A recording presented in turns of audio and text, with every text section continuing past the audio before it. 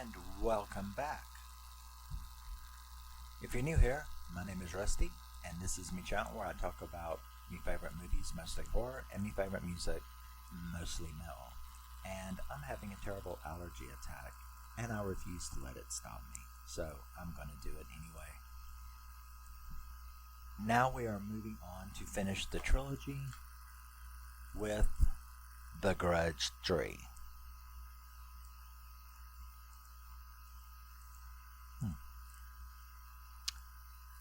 Yes. The Grudge 3. Yes, I know you're tired of me saying it. I really love this one. I love this too. I like this whole trilogy. The Grudge 3 was released in 2009. Yeah. And they moved away from the PG-13 crap. Even though the second one does have the unrated director's cut. This one was made rated R. And I think that's good.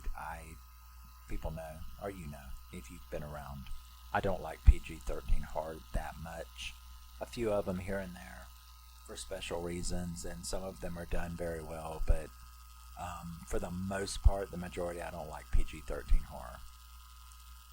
But it was directed by Toby Wilkins, and it was written by Takashi Shimizu. So for those people who like to hate on these two sequels, it wasn't somebody else. The guy who made the original Japanese movie wrote these three American remakes. So get over it. It's not like someone come in and took it in the wrong direction or anything. This was his work. This was his stuff. This is his trilogy. Like it says, written by Takashi Shimizu. It stars Matthew Knight, Shawnee Smith, yay, Mike Straub, and Marina Sirtis is in it, from Star Trek Deep Space Nine. Star Trek The Next Generation. I just lost my Trekkie cred there. It was just a slip of the tongue, I swear. But, so yeah. Shawnee Smith, I remember her most as that psychotic, oh my god, in Stephen King's The Stand. Shawnee Smith was that, oh my god, she played it wonderfully. I hated her in the book as well, but Shawnee Smith did such a fantastic job at bringing that character to life because I wanted to stab her 3,727 times. She was that annoying girl that Rob Lowe but joined with for a short amount of time in that little town, and she ends up on the bad side with Randall Flagg. But she was so annoying. I just hearing her speak now, whenever I rewatch that, notice my fists are clenching. I would just love it. Bring it up to 5,000 stabs is what I would do. But anyway, she's in this, and she's great in this. She's also the lead in the remake of The Blob with Kevin Dillon. So if you're a horror fan, you may know who Shawnee Smith is. But this movie picks up exactly where the last one ended. So I like that too. I like the way all three of these movies are close together and take place over the same time period. Jake is now from the ending of the last movie. One thing different about this movie, though, there are no flashbacks really that much. There's a few, but they are appropriate, short, and explanatory. This is basically a continuation of the Chicago story from the last movie. There were three interweaving stories. This one is just one timeline, one story, and it picks up in the Chicago, Illinois, at the end of the Chicago, Illinois storyline from the last movie, and continues it from there. So Jake is now in an institution, just like Karen had ended up in an institution, and Shawnee Smith plays Dr. Sullivan, who is his doctor. She, of course, doesn't believe any of his shit. Because like Karen, he is the, the first movie had Karen, and this movie's got Jake, and he is basically Karen's character in this movie. He's in an institution. They don't believe him. And then he has, and I was really pissed off. It's probably my second favorite kill of the Grudge series, because it was so awful. It was just so awful. He keeps telling them she's going to come and get me. She's going to get everybody, because, he's been touched by Kyoko because of the Allison thing at the end of the last movie. They don't believe him, and he's in a completely secure, padded room, like they do crazy people. And he's like, don't leave me alone. She'll get me when I'm alone. And there is a guard who is watching, but she, Dr. Sullivan, she plays his character really good. Dr. Sullivan is actually very sorry for him and wishes she can help him. And she's like, I'll be back later. And she goes and leaves, and Kyoko comes. And we get to see his death, which is probably one of the most brutal in the movie, besides Yoko getting her jaw torn off. But they show this one, and that is, she's off down in her office, and the orderly is watching on CCTV, and he turns around and looks at the CCTV, and you see him, well, they said every bone in his body was broken, and you get to see it on the CCTV. He is thrown all over that room like something out of The Exorcist, you know what I mean? He is, it was, and I love it as a kill, but I hated it because I'm like, he was a cool character and I really liked him in this character, in this series, and it was a shame, sort of like Karen, that he didn't last long and then he was gone. He was the opening kill like Karen was in the second movie. So he gets brutally killed. And we switch to Japan, where we meet Naoko. And Naoko is reading a paper about this horrible thing in Chicago. Now, the reason they were reporting on it in Japan, which one might ask, is because, remember, Allison was connected to the crap in Japan with the house. Now, the place where she moved to has had a bunch of disappearances, including the murder of that family, and Jake being put in the institution, and now he's been brutally killed. So Naoko is like feeling guilty, and you're like, who is this woman? What is this? Who is this person? And you see her talking to her boyfriend or whatever, and she's like, I've got to do something about this. I'm going there. He's like, why? There's nothing you can do about it. And she's like, yeah, I can. Well, it turns out she is Kyoko's little sister. And she, too, was, used by the mother in her exorcism things. And she knows what's going on. And she is a mystic like her mother. She is an exorcist like her mother. So she knows the rituals and she knows what to do. So she is going to go to Chicago to try to stop it once and for all. So we meet the cast of this movie, which is Max is I guess what you would call the apartment manager of this Chicago apartments. He lives with his grown sister, Lisa, and their little sister, Rose. Their parents had died. So this is his job. He is the manager. He rents, he collects rents, he maintenance. He's the apartment manager of this complex. So and runs it. he, of course, is being pressured by the landlord, who is like, I'm going to have to call in a management team or something because you keep losing tenants. Like it's his fault, you know? Starting with the bitch who poured the grease on her husband's head, and then Trish and Bill, and all of them are killed, and all of the other people in the apartment complex. So, of course, a lot of people are being smart and going, I think I'm going to move. This place doesn't seem a healthy place to live. So, but to blame Max for it is a little irritating of the landlord. So,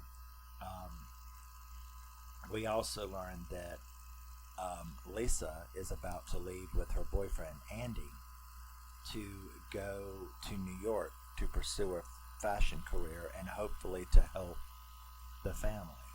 You know, I go to New York, I make it big, and I will help us, because the daughter is very sick with really, really powerful asthma, and she keeps being hospitalized and stuff like that. And so this Max guy has had the burden of taking care of them since the parents died.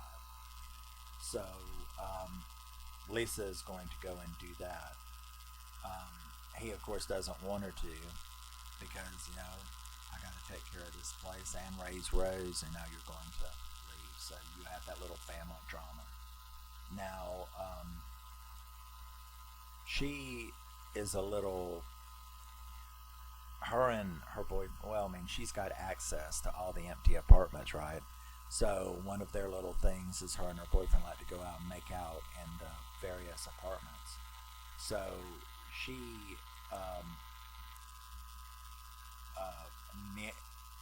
Noko, Noako, is that right? No, Naoko, Nwoko. But Nwoko arrives and is being shown one of the apartments. Now, she, of course, doesn't tell them at first, because who would, right? Who's going to believe you? Look at Jake. Look at Karen, right? Nobody's going to believe this shit. So she arrives and is going to rent a room and at the apartment, and so Max is kind of happy about that somebody wants to come in. And while Lisa is running around to the various rooms, she actually runs into Dr. Sullivan in room 305. Sort of like The Shining's 227.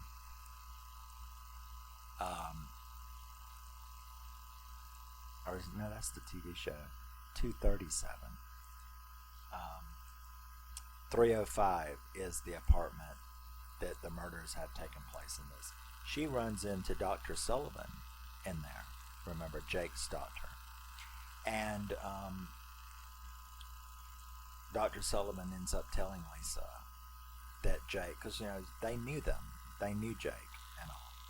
So she ends up telling them that Jake met with an unfortunate accident at the hospital. and that he's dead. And Andy ends up coming in as she meets him. They're going to go and meet up on the 4th floor.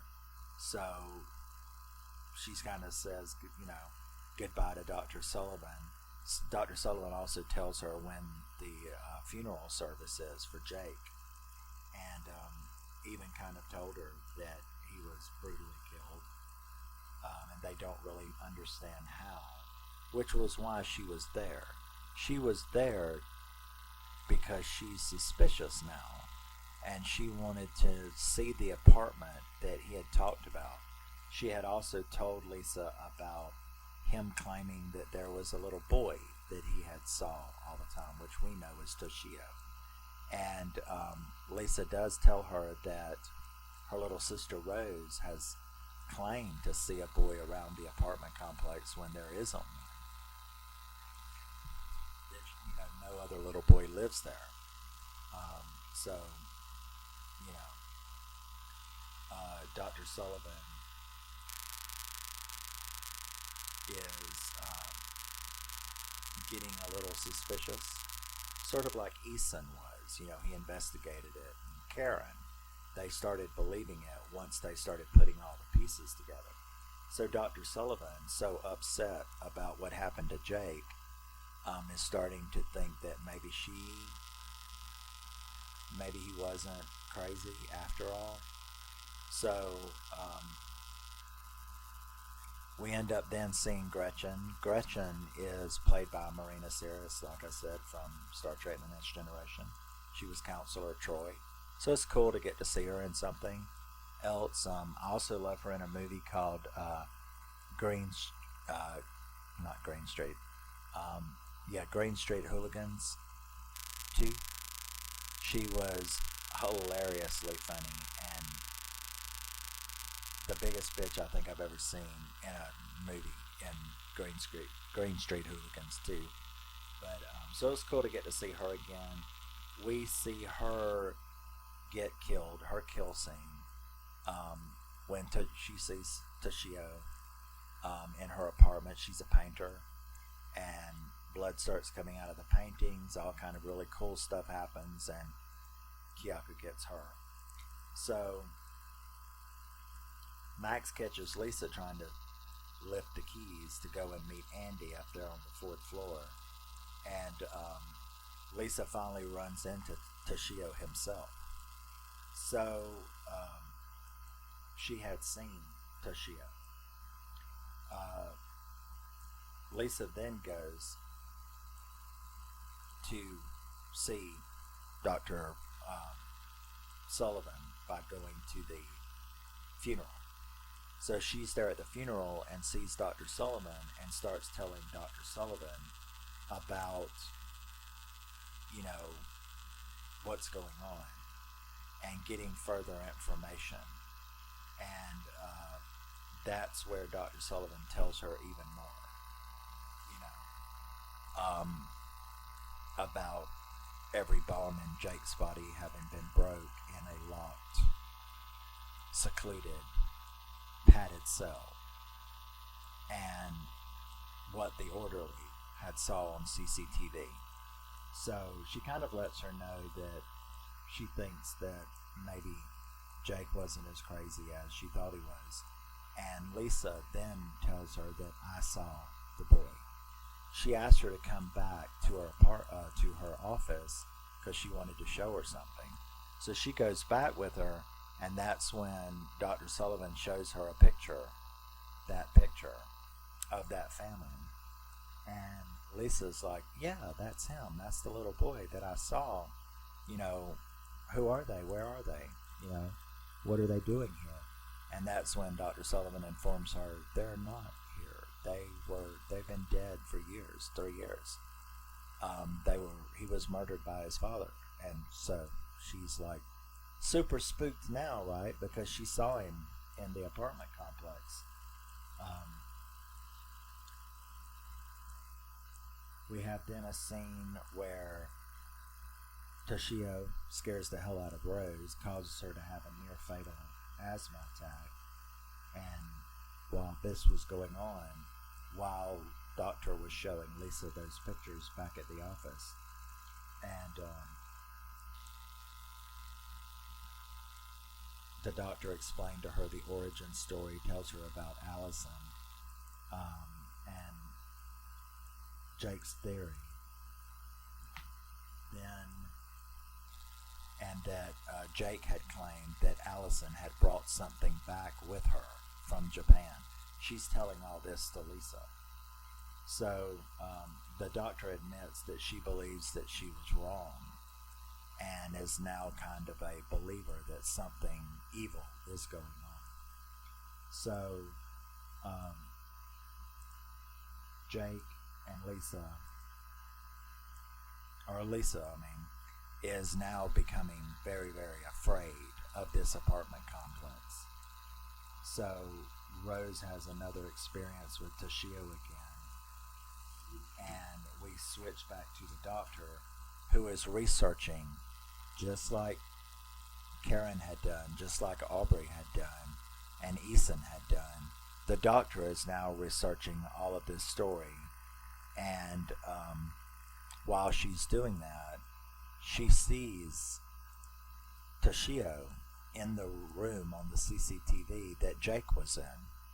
So she freaks out and goes to see it, and then we have a pretty cool kill scene where she is chased by Kyoko through the institution until she finally gets killed. So she's out of the picture as well. Now, Noko wants to talk to Lisa, shows up at the apartment, and tells her why she's really come there. That she has come there because she was Kyoko's sister. And now that Lisa's heard all of this information, she can put it all together. And we see one of the few flashbacks in the movie. We see their past, Nyoko's past, the mother, Kyoko, all that exorcist stuff. Tells Lisa about her mother being an exorcist, and this is about the time that Max is finding Gretchen upstairs and finds her body, which was pretty brutal looking. And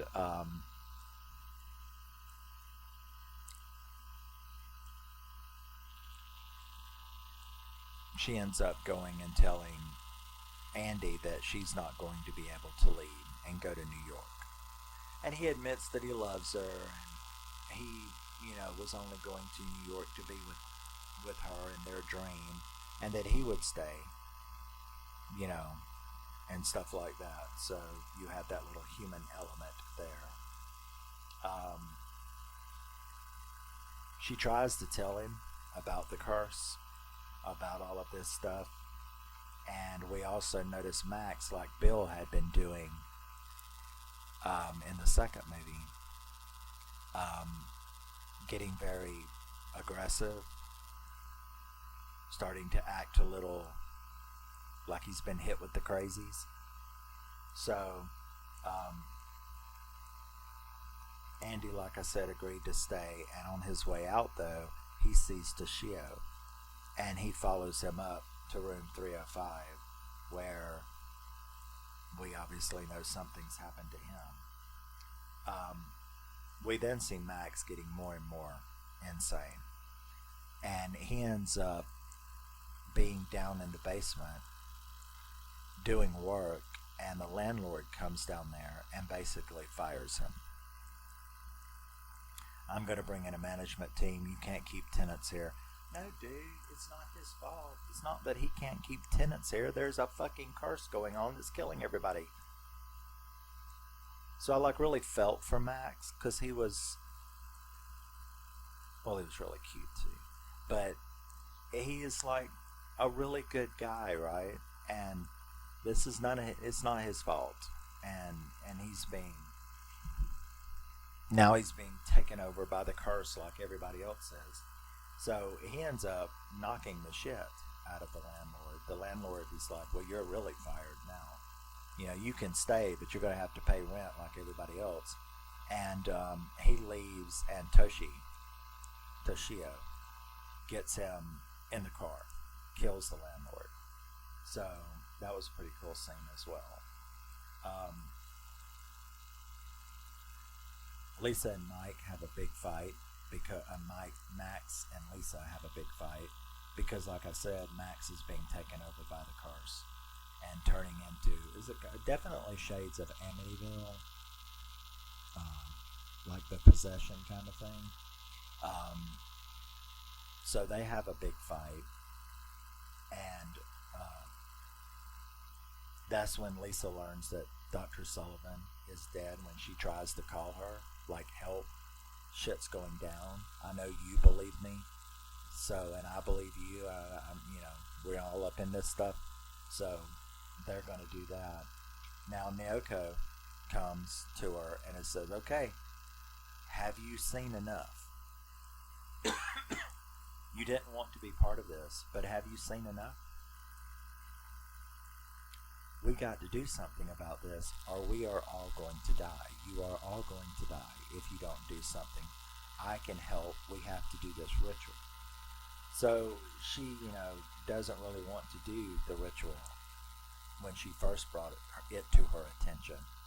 So now that she has seen what she's seen, she decides, okay, we'll do the ritual because she needs Rose. Noko needs Rose to be, part of it. So they get in there and do the ritual. They're doing the ritual, which is basically what we had seen Kyoko's mom do in the second movie. And Max comes in. He's completely nuts now. Interrupts it. There's, all kind of crap going on. And he ends up interrupting it right before Rose could drink the concoction from the ritual. She had summoned Toshio, Nayoko, and summoned the spirits, and she needed Rose, who is the innocent child like Nayoko had been, to drink this stuff. But Lisa's like, oh no, you didn't say nothing about drinking some kind of weird concoction. So not only does Max come in and interrupt it, but Lisa has grabbed Rose and is like trying to leave the apartment.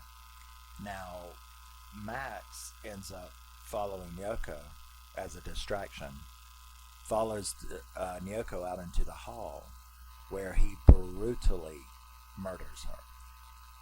So you're like, well, that's fucked up.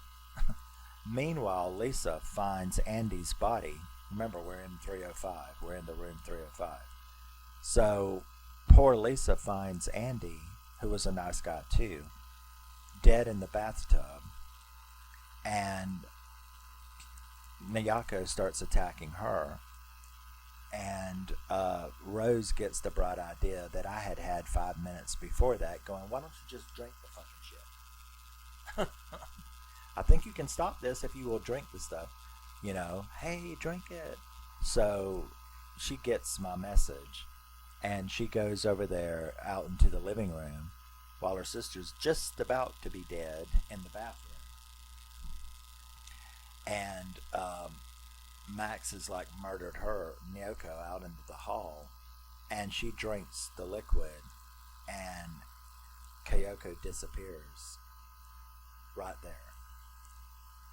And Max comes back to purity over the dead body of this woman he had just butchered, right? So, did Lisa go outside, out into the hall?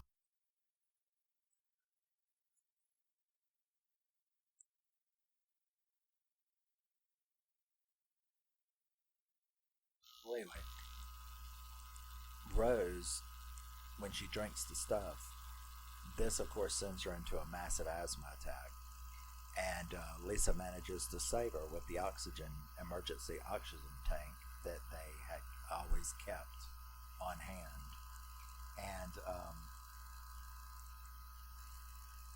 we then see Max out there in the hall, and she runs outside into the hallway, and Max is standing, over this body, and she's like, oh my God, what have you done? And he starts crying because, like I said, he was a really nice guy, really good, upstanding guy, and he's just murdered Nyoko.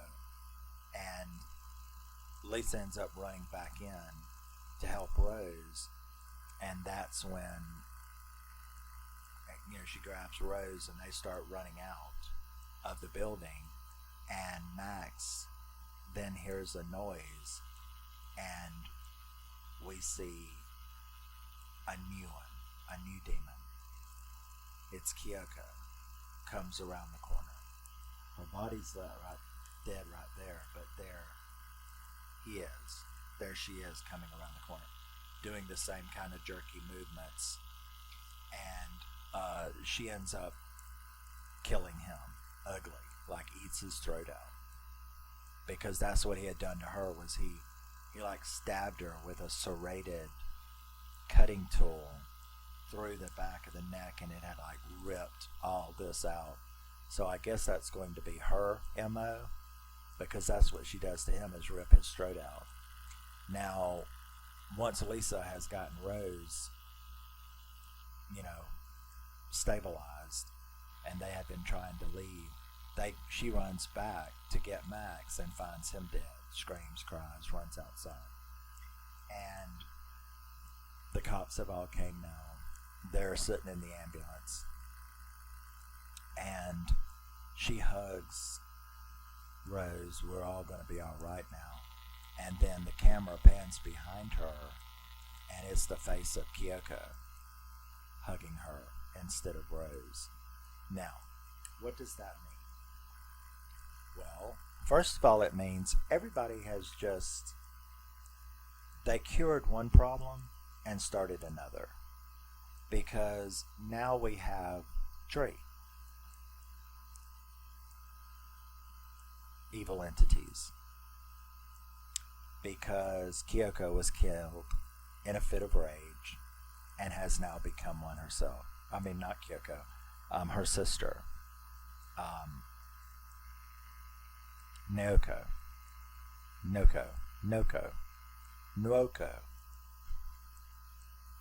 Have fun with me, okay?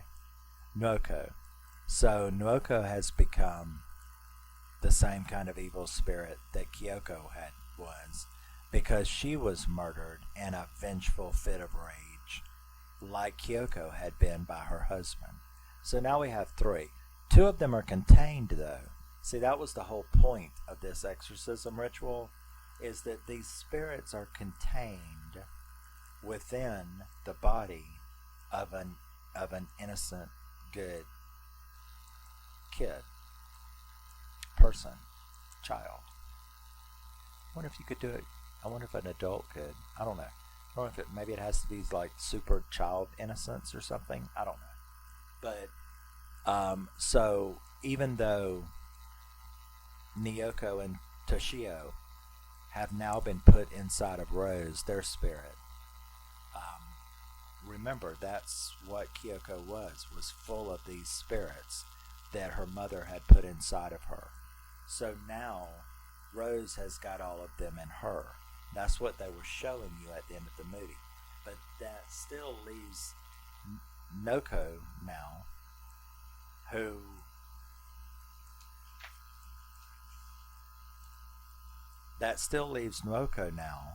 who has become one herself. So we've increased the spirits from 2 to 3. However, only one is loose. Because Toshio and Nyoko have been contained now. They are inside of Rose. Just like Nyoko had all of them. And they came out when you are killed in a violent fit of rage. So that's how the movie ended. And that's where we're left at the current time. Now I know you may be going, so you're going to be doing the 2020 one next. No, I'm not. I already told you. I don't do that. I can do it for you right now. The remake of The Grudge in 2020 is shit. It's chihuahua shit. It's horrible. It was unnecessary, unneeded. What they needed to do was not reboot the series with a shitty remake that has pretty much no value at all. They should have continue the story, man. I wonder if he wrote the remake. I don't think he did. I should check that. But they should let him continue the story, because Rose has got Kyoko and Toshio in her, and they're contained now, and hopefully, right, Rose is not brutally butchered, because the shit would have never happened. Kyoko, even though she had contained all of those spirits, they never would have turned her into the creature that she was had not she been murdered in a fit of rage, which they had told you through these movies was the trigger. So is Rose ever going? I mean, as long as Rose isn't as long as Rose isn't murdered in a fit of rage, they should just stay contained in her. After all, they stay contained in Kyoko until she was murdered, so. But that still leaves Noko. Noko is the new one, and seemed to be just as bad, if not worse, than Kyoko was. I mean, she ate that boy's throat out. So, there you go. I loved it. I loved the way it ended. It's a 7 out of 10 to me, too. I really like this movie. I like the way it ended as far as leaving it open. I would love to see them continue the story. Yeah, I wish he would. I wish the dude who did this, but hey, 2009, it's 2022. I doubt it's going to happen. But I would have really liked this thing to continue. And there you go. That is the Grudge trilogy, and I really like it. If you don't have it, you really should. Just be sure to get the unrated director's cut of number 2. But I really liked this. I really liked the trilogy as one continuous story. I like that in a trilogy. Or in any kind of sequels. I want you to continue the story in a reasonable and understandable way. All 3 of them were written by the original writer of Yungu, whatever it is. As you can tell, I would never be good at speaking Japanese. I hope you've enjoyed laughing at that. And I will see you in my next thing, which is my September update. Get that out of the way, my collection update, so I can make room for the shit that's already came. Yes, I'm already getting stuff in October. The Batman. So, I'm already getting October stuff, so I need to do my September update. We'll do that. You can see what I've done to add to my collection for September. Love you, miss you. Bye. And always remember, never forget, you're a wonderful, special person, even if you're full of demons. Just don't let nobody kill you in a fit of rage. We'll all be okay. See you next time. Bye-bye.